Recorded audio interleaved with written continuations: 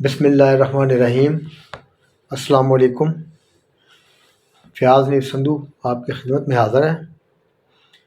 آج کے اس لیکچر میں سورہ یاسین کرکوع نمبر 3، اس کی آیات 39 تا 50، ان کا ترجمہ اور تشریح بیان کی جائے گی۔ یہ اس سلسلے کا 5واں لیکچر ہے۔ اس سے پہلے 4 لیکچرز میں ہم نے سورہ یاسین کے پہلے 2 رکوع اور تیسرے رکوع کی چند آیات، ان کا ترجمہ اور تشریح پیش کیا تھا۔ یاد رہے کہ یہ ترجمہ اور تشریح سید ابو العلا مودودی رحمۃ اللہ علیہ کی تفسیر قرآن، جو کہ انہوں نے تفہیم القرآن کے نام سے لکھی، یہ ترجمہ اور تشریح اس میں سے پیش کیا جائے گا۔ پہلے میں عربی اس کا ترجمہ پڑھوں گا، اس کے بعد پھر اس کی تشریح بیان کی جائے گی۔ اعوذ باللہ من الشیطان الرجیم، بسم اللہ الرحمن الرحیم۔ والقمر قدرناہ منازل حتی عاد کالعرجون القدیم، اور چاند اس کے لیے ہم نے منزلیں مقرر کر دی ہیں یہاں تک کہ ان سے گزرتا ہوا وہ پھر کھجور کی سوکھی شاخ کی مانند رہ جاتا ہے۔ لا الشمس ینبغی لها ان تدرک القمر ولا اللیل سابق النہار وکل فی فلک یسبحون۔ نہ سورج کے بس میں یہ ہے کوئی چاند کو جا پکڑے، اور نہ رات دن پر سبقت لے جا سکتی ہے، سب ایک ایک فلک میں تیر رہے ہیں۔ وآیات اللہم انا حملنا ذریاتہم فی الفلک المشحون۔ ان کے لیے یہ بھی ایک نشانی ہے کہ ہم نے ان کی نسل کو بری ہوئی کشتی میں سوار کر دیا۔ وخلقنا لہم من مثلہ ما یرکبون، اور پھر ان کے لیے ویسی کشتیاں اور پیدا کی جن پر یہ سوار ہوتے ہیں۔ وَإِن شَاء نُغْرِقْهُمْ فَلَا صَرِيخَ لَهُمْ وَلَا هُمْ يُنْقَذُونَ۔ ہم چاہیں تو ان کو غرق کر دیں، کوئی ان کی فریاد سننے والا نہ ہو اور کسی طرح یہ نہ بچائے جا سکیں۔ إِلَّا رَحْمَةً مِنَّا وَمَتَاعًا إِلَىٰ حِينٍ، بس ہماری رحمت ہی ہے جو انہیں پار لگاتی ہے، ایک وقت خاص تک زندگی سے متمتع ہونے کا موقع دیتی ہے، یعنی زندگی سے مستفید ہونے کا موقع دیتی ہے۔ وَإِذَا قِيلَ لَهُمُ اتَّقُوا مَا بَيْنَ أَيْدِيكُمْ وَمَا خَلْفَكُمْ لَعَلَّكُمْ تُرْحَمُونَ۔ ان لوگوں سے جب کہا جاتا ہے کہ بچو اس انجام سے جو تمہارے آگے آ رہا ہے اور تمہارے پیچھے گزر چکا ہے، شاید کہ تم پر رحم کیا جائے۔ وَمَا تَأْتِيهِم مِّنْ آیَاتٍ مِّنْ آیَاتِ رَبِّهِمْ إِلَّا كَانُوا عَنْهَا مُعْرِضِينَ، تو یہ سنی انسنی کر جاتے ہیں ان کے سامنے ان کے رب کی آیات میں سے جو آیت بھی آتی ہے، یہ اس کی طرف التفات نہیں کرتے، یعنی اس کی طرف توجہ نہیں کرتے۔ وَإِذَا قِيلَ لَهُمْ أَنفِقُوا مِمَّا رَزَقَكُمُ اللَّهُ قَالَ الَّذِينَ كَفَرُوا لِلَّذِينَ آمَنُوا أَنُطْعِمُ مَن لَّوْ يَشَاءُ اللَّهُ أَطْعَمَهُ إِنْ أَنْتُمْ إِلَّا فِي ضَلَالٍ مُّبِينٍ۔ جب ان سے کہا جاتا ہے کہ اللہ نے جو رزق تمہیں دیا ہے اس میں سے کچھ اللہ کی راہ میں خرچ کرو، تو یہ لوگ جنہوں نے کفر کیا ہے ایمان لانے والوں کو جواب دیتے ہیں کہ کیا ہم ان کو کھلائیں جنہیں اگر اللہ چاہتا تو خود کھلا دیتا، تم تو بالکل ہی بہک گئے ہو۔ وَيَقُولُونَ مَتَىٰ هَٰذَا الْوَعْدُ إِن كُنتُمْ صَادِقِينَ، یہ لوگ کہتے ہیں کہ یہ قیامت کی دھمکی آخر کب پوری ہوگی، بتاؤ اگر تم سچے ہو۔ مَا يَنظُرُونَ إِلَّا صَيْحَةً وَاحِدَةً تَأْخُذُهُمْ وَهُمْ يَخِصِّمُونَ۔ دراصل یہ جس چیز کی راہ تک رہے ہیں وہ بس ایک دھماکہ ہے جو یکا یک انہیں عین اس حالت میں دھر لے گا جب یہ اپنے دنیاوی معاملات میں جگڑ رہے ہوں گے۔ فَلَا يَسْتَطِيعُونَ تَوْصِيَةً وَلَا إِلَىٰ أَهْلِهِمْ يَرْجِعُونَ، اور اس وقت یہ وصیت تک نہ کر سکیں گے، نہ اپنے گھروں کو پلٹ سکیں گے۔ صدق اللہ العظیم۔ اب اس کی تشریح پیش کرتا ہوں۔ اور چاند اس کے لیے ہم نے منزلیں مقرر کر دی ہیں یہاں تک کہ ان سے گزرتا ہوا پھر کھجور کی سوکھی شاخ کی مانند رہ جاتا ہے، یعنی مہینے کے دوران میں چاند کی گردش ہر روز بدلتی رہتی ہے۔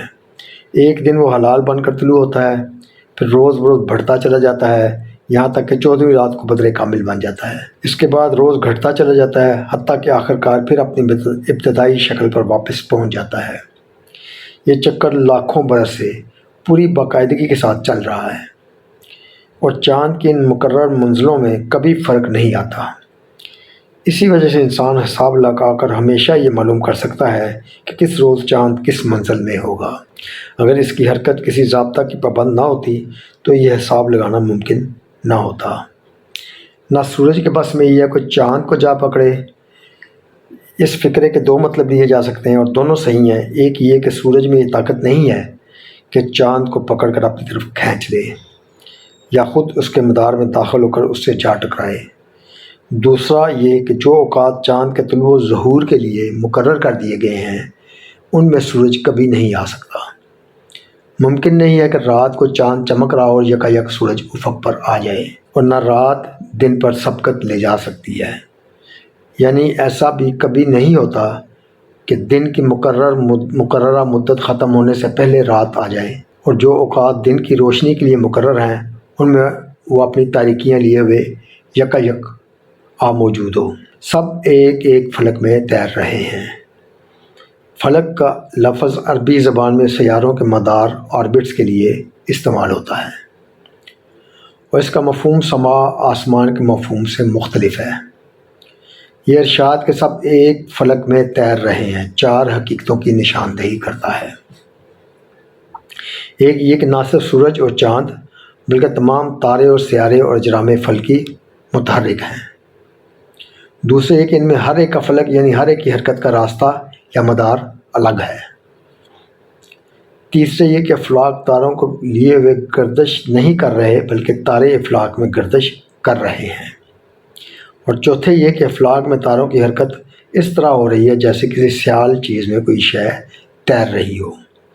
ان آیات کا اصل مقصد علم ہیئت کے حقائق بیان کرنا نہیں ہے، یعنی کہ چیزوں کی ساخت کا علم بیان کرنا نہیں ہے، بلکہ انسان کو یہ سمجھانا مقصود ہے کہ اگر وہ آنکھیں کھول کر دیکھے اور عقل سے کام لے تو زمین سے لے کر آسمان تک جدھر بھی وہ نگاہ ڈالے گا اس کے سامنے خدا کی ہستی اور اس کی یکتائی کے بے حد و حساب دلائل آئیں گے، اور کہیں کوئی ایک دلیل بھی دہریت اور شرک کے ثبوت میں نہ ملے گی۔ ہماری یہ زمین جس نظام شمسی میں شامل ہے اس کی عظمت کا یہ حال ہے کہ اس کا مرکز سورج زمین سے 3 لاکھ گنا بڑا ہے، اور اس کے بعید ترین سیارے نیپچون کا فاصلہ سورج سے کم از کم 2 ارب 79 کروڑ 30 لاکھ میل ہے، بلکہ اگر پلوٹو کو بعید ترین سیارہ مانا جائے تو سورج سے 4 ارب 60 کروڑ میل دور تک پہنچ جاتا ہے۔ اس عظمت کے باوجود یہ نظام شمسی ایک بہت بڑے کہکشاں کا محض ایک چھوٹا سا حصہ ہے۔ جس کہکشاں گلیکسی میں ہمارا یہ نظام شمسی شامل ہے اس میں تقریباً 3000 ملین 3 ارب آفتاب پائے جاتے ہیں، اور اس کا قریب ترین آفتاب ہماری زمین سے اس قدر دور ہے کہ اس کی روشنی یہاں تک پہنچنے میں 4 سال صرف ہوتے ہیں۔ بعید ترین اجرام فلکی جو ہمارے موجودہ آلات سے نظر آتے ہیں ان کی روشنی تو زمین تک پہنچنے میں 10 کروڑ سال لگ جاتے ہیں۔ اس پر بھی یہ نہیں کہا جا سکتا کہ انسان نے ساری کائنات دیکھ لی ہے۔ یہ خدا کی خدائی کا بہت تھوڑا سا حصہ ہے جو اب تک انسانی مشاہدے میں آیا ہے۔ آگے نہیں کہا جا سکتا کہ مزید ذرائع مشاہدہ فراہم ہونے پر اور کتنی وسعتیں انسان پر منکشف ہوں گی۔ ان کے لیے یہ بھی ایک نشانی ہے کہ ہم نے ان کی نسل کو بھری ہوئی کشتی میں سوار کر دیا۔ یہ پچھلی آیت کی تھوڑی تشریح بھی رہتی ہے، اسی کو آگے کنٹینیو کر رہا ہوں۔ تمام معلومات جو اس وقت تک کائنات کے متعلق بہم پہنچی ہیں ان سے ثابت ہوتا ہے کہ پورا عالم اسی مادے سے بنا ہوا ہے جس سے ہماری یہ چھوٹی سی عرضی دنیا بنی ہوئی ہے۔ اس کے اندر وہی ایک قانون کام کر رہا ہے جو ہماری زمین کی دنیا میں کار فرما ہے، اور ورنہ یہ کسی طرح ممکن نہ تھا کہ ہم زمین پر بیٹھے ہوئے اتنی دور دراز دنیاؤں کے مشاہدے کرتے اور ان کے فاصلے ناپتے اور ان کے حرکات کے حساب لگاتے۔ کیا یہ اس بات کا صریح ثبوت نہیں ہے کہ یہ ساری کائنات ایک ہی خدا کی تخلیق اور ایک ہی فرمانروا کی سلطنت ہے؟ پھر جو نظم، جو حکمت، جو سنائی، جو مناسبت ان لاکھوں کہکشاؤں اور ان کے اندر گھومنے والے اربوں تاروں اور سیاروں میں پائی جاتی ہے، اس کو دیکھ کر کیا کوئی صاحب عقل انسان یہ تصور کر سکتا ہے کہ سب کچھ آپ سے آپ ہو گیا؟ اس نظم کے پیچھے کوئی ناظم، اس حکمت کے پیچھے کوئی حکیم، اس صنعت کے پیچھے کوئی صانع، اور اس مناسبت کے پیچھے کوئی منصوبہ ساز نہیں ہے۔ ان کے لیے یہ بھی ایک نشانی ہے کہ ہم نے ان کی نسل کو بھری ہوئی کشتی میں سوار کر دیا۔ بھری ہوئی کشتی سے مراد حضرت نوح علیہ السلام کی کشتی اور نسل انسانی کو اس پر سوار کر دینے کا مطلب یہ ہے کہ اس کشتی میں بظاہر تو حضرت نوح علیہ السلام کے چند ساتھی بیٹھے ہوئے تھے، مگر در حقیقت قیامت تک پیدا ہونے والے تمام انسان اس پر سوار تھے، کیونکہ طوفان نوح میں ان کے سوا باقی پوری اولاد آدم کو غرق کر دیا گیا تھا، اور بعد کی انسانی نسل صرف انہی کشتی والوں سے چلی، اور پھر ان کے لیے ویسی ہی کشتیاں اور پیدا کی جن میں یہ سوار ہوتے ہیں۔ اس سے یہ اشارہ نکلتا ہے کہ تاریخ میں پہلی کشتی جو بنی وہ حضرت نوح علیہ السلام کی کشتی تھی۔ اس سے پہلے انسان کو دریاؤں اور سمندروں کے عبور کرنے کا کوئی طریقہ معلوم نہ تھا۔ اس طریقے کی تعلیم سب سے پہلے اللہ تعالیٰ نے حضرت نوح علیہ السلام کو دی، اور جب ان کی بنائی ہوئی کشتی پر سوار ہو کر اللہ کے کچھ بندے طوفان سے بچ نکلے تو آئندہ ان کی نسل نے بحری سفروں کے لیے کشتیاں بنانے کا سلسلہ شروع کر دیا۔ ہم چاہیں تو ان کو غرق کر دیں، کوئی ان کی فریاد سننے والا نہ ہو اور کسی طرح یہ نہ بچائے جا سکے۔ بس ہماری رحمت ہی ہے جو انہیں پار لگاتی ہے اور ایک وقت خاص تک زندگی سے متمتع ہونے کا موقع دیتی ہے، یعنی زندگی سے مستفید ہونے کا موقع دیتی ہے۔ پچھلی نشانیوں کا ذکر دلائل توحید کی حیثیت سے کیا گیا تھا، اور اس نشانی کا ذکر یہ احساس دلانے کے لیے فرمایا گیا ہے کہ انسان کو فطرت کی طاقتوں پر تصرف کے جو اختیارات بھی حاصل ہیں وہ اللہ کے دیے ہوئے ہیں، اس کے سامنے اپنے حاصل کیے ہوئے نہیں ہیں، اور ان طاقتوں پر تصرف کے جو طریقے سے دریافت کیے ہیں وہ اللہ کی رہنمائی سے اس کے علم میں آئے ہیں، اس کے اپنے معلوم کیے ہوئے نہیں ہیں۔ انسان کا اپنا بل بوتا یہ نہ تھا کہ اپنے زور سے وہ ان عظیم طاقتوں کو مسخر کرتا، اور نہ اس میں یہ صلاحیت خود اسرار فطرت کا پتہ چلا لیتا اور ان قوتوں سے کام لینے کے طریقے جان سکتا۔ پھر جن قوتوں پر اللہ نے اس کو اقتدار عطا کیا ہے ان پر اس کا قابو اس وقت تک چلتا ہے جب تک اللہ کی مرضی ہوتی ہے، اور وہ اس کے لیے مسخر جب تک کہ اللہ کی مرضی ہوتی ہے کہ وہ اس کے لیے مسخر رہے، اور ورنہ جب مرضی الہی کچھ اور ہوتی ہے تو وہی طاقتیں جو انسان کی خدمت میں لگی ہوتی ہیں اچانک اس پر پلٹ پڑتی ہیں، اور آدمی اپنے آپ کو ان کے سامنے بالکل بے بس پاتا ہے۔ اس حقیقت پر متنبہ کرنے کے لیے اللہ تعالیٰ نے بحری سفر کے معاملے کو محض بطور نمونہ پیش کیا ہے۔ نوع انسانی پوری کی پوری طوفان میں ختم ہو جاتی اگر اللہ تعالیٰ کشتی بنانے کا طریقہ حضرت نوح علیہ السلام کو نہ سمجھا دیتا اور ان پر ایمان لانے والے لوگ اس میں سوار نہ ہوتے۔ پھر نوع انسانی کے لیے تمام روئے زمین پر پھیلنا اسی وجہ سے ممکن ہوا کہ اللہ سے کشتی سازی کے اصولوں کا علم پا کر لوگ دریاؤں اور سمندروں کو عبور کرنے کے لائق ہو گئے، مگر اس ابتدا سے چل کر آج کے عظیم الشان جہازوں کی تعمیر تک انسان نے جتنی کچھ ترقی کی ہے اور جہاز رانی کے فن میں جتنا کچھ بھی کمال حاصل کیا ہے، اس کے باوجود وہ یہ دعویٰ نہیں کر سکتا کہ دریا اور سمندر سب اس کے قابو میں آ گئے ہیں اور ان پر اسے مکمل غلبہ حاصل ہوتا ہے۔ اس کے باوجود وہ یہ دعویٰ نہیں کر سکتا کہ دریا اور سمندر سب اس کے قابو میں آ گئے ہیں اور ان پر اسے مکمل غلبہ حاصل ہو گیا ہے۔ آج بھی خدا کا پانی خدا ہی کے قبضہ قدرت میں ہے، اور جب وہ چاہتا ہے انسان کو اس کے جہازوں سمیت اس میں غرق کر دیتا ہے۔ ان لوگوں سے جب کہا جاتا ہے کہ بچو اس انجام سے جو تمہارے آگے آ رہا ہے اور تمہارے پیچھے گزر چکا ہے، یعنی جو تم سے پہلے کی قومیں دیکھ چکی ہیں، شاید کہ تم پر رحم کیا جائے۔ ان لوگوں سے جب کہا جاتا ہے کہ بچو اس انجام سے جو تمہارے آگے آ رہا ہے اور پیچھے گزر چکا ہے، شاید کہ تم پر رحم کیا جائے، تو سنی انسنی کر جاتے ہیں۔ ان کے سامنے ان کے رب کی آیات میں سے جو آیت بھی آتی ہے یہ اس کی طرف التفات نہیں کرتے، اس کی طرف توجہ نہیں کرتے۔ آیات سے مراد کتاب اللہ کی آیات بھی ہیں جن کے ذریعے سے انسانوں کو نصیحت کی جاتی ہے، اور وہ آیات بھی مراد ہیں جو آثار کائنات اور خود انسان کے وجود اور اس کی تاریخ میں موجود ہیں۔ جو انسان کو عبرت دلاتی ہیں بشرطے کہ وہ عبرت حاصل کرنے کے لیے تیار ہو۔ اور جب ان سے کہا جاتا ہے کہ اللہ نے جو رزق تمہیں دیا ہے، عطا کیا ہے، اس میں سے کچھ اللہ کی راہ میں خرچ کرو، تو یہ لوگ جنہوں نے کفر کیا ہے ایمان لانے والوں کو جواب دیتے ہیں، کیا ہم ان کو کھلائیں جنہیں اگر اللہ چاہتا تو خود کھلا دیتا، تم تو بالکل ہی بہک گئے ہو۔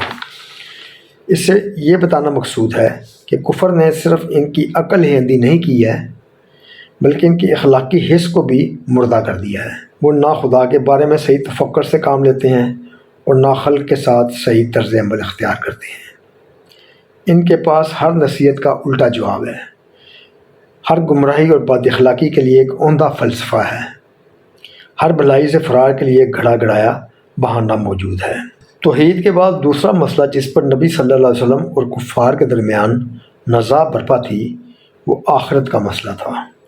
اس کے متعلق عقلی دلائل تو آگے چل کر خاتمہ کلام پر دیے گئے ہیں، مگر دلائل دینے سے پہلے یہاں اس مسئلے کو لے کر عالم آخرت کا ایک عبرت ناک نقشہ ان کے سامنے کھینچا گیا ہے، تاکہ انہیں یہ معلوم ہو کہ جس چیز کا وہ انکار کر رہے ہیں وہ ان کے انکار سے ٹلنے والی نہیں ہے، بلکہ لامحالہ ایک روز ان حالات سے انہیں دوچار ہونا ہے۔ یہ لوگ کہتے ہیں کہ یہ قیامت کی دھمکی آخر کب پوری ہوگی؟ بتاؤ اگر تم سچے ہو۔ اس سوال کا مطلب یہ نہ تھا کہ وہ لوگ فی الواقع قیامت کے آنے کی تاریخ معلوم کرنا چاہتے تھے، اور اگر مثلاً ان کو یہ بتا دیا جاتا کہ وہ فلاں مہینہ میں، فلاں سن میں اور فلاں تاریخ کو پیش آئے گی تو ان کا شک رفع ہو جاتا اور وہ اسے مان لیتے۔ دراصل اس طرح کے سوالات وہ محض کج بحثی کے لیے چیلنج کے انداز میں کرتے تھے، اور ان کا مدعا یہ کہنا تھا کہ کوئی قیامت ویامت نہیں آنی ہے، تم خام خواہ میں اس کے ڈراوے دیتے ہو۔ اسی بنا پر ان کے جواب میں یہ نہیں فرمایا گیا کہ قیامت فلاں روز آئے گی، بلکہ انہیں یہ بتایا گیا کہ آئے گی اور اس شان سے آئے گی۔ دراصل یہ جس چیز کی راہ تک رہے ہیں وہ بس ایک دھماکہ ہے جو یکا یک انہیں عین اس حالت میں دھر لے گا جب یہ اپنے دنیاوی معاملات میں جگڑ رہے ہوں گے۔ اس وقت یہ وصیت تک نہ کر سکیں گے، نہ اپنے گھروں کو پلٹ سکیں گے۔ یعنی ایسا نہیں ہوگا کہ قیامت آہستہ آہستہ آ رہی ہے اور لوگ دیکھ رہے ہیں کہ وہ آ رہی ہے، بلکہ وہ اس طرح آئے گی کہ لوگ پورے اطمینان کے ساتھ اپنی دنیا کے کاروبار چلا رہے ہیں، اور ان کے حاشیہ خیال میں بھی یہ تصور موجود نہیں ہے کہ دنیا کے خاتمہ کی گھڑی آ پہنچی ہے۔ اس حالت میں اچانک ایک زور کا کڑاکا ہوگا اور جو جہاں تھا وہیں درا کا درا رہ جائے گا۔ حدیث میں حضرت عبداللہ بن عمرو اور حضرت ابو ہریرہ رضی اللہ تعالیٰ عنہ نبی صلی اللہ علیہ وسلم سے روایت کرتے ہیں کہ لوگ راستوں پر چل رہے ہوں گے، بازاروں میں خرید و فروخت کر رہے ہوں گے، اپنی مجلسوں میں بیٹھے گفتگویں کر رہے ہوں گے۔ ایسے میں یکا یک سور پھونکا جائے گا۔ کوئی کپڑا خرید رہا تھا تو ہاتھ سے کپڑا رکھنے کی نوبت نہ آئے گی کہ ختم ہو جائے گا۔ کوئی اپنے جانوروں کو پانی پلانے کے لیے حوض بھرے گا اور ابھی پلانے نہ پائے گا کہ قیامت برپا ہو جائے گی۔ کوئی کھانا کھانے بیٹھے گا اور لقمہ اٹھا کر منہ تک لے جانے کی بھی اسے مہلت نہ ملے گی۔ صدق اللہ العظیم۔ والسلام۔ دعا میں یاد رکھیے۔